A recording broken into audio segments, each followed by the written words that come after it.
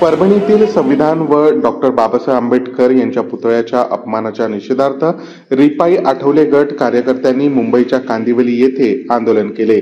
भाग्यराज पेरियार यांच्या नेतृत्वाखाली सुरू झालेल्या या आंदोलनादरम्यान कार्यकर्त्यांनी बेस्ट बस आणि दुकानांवर तोडफोड केली.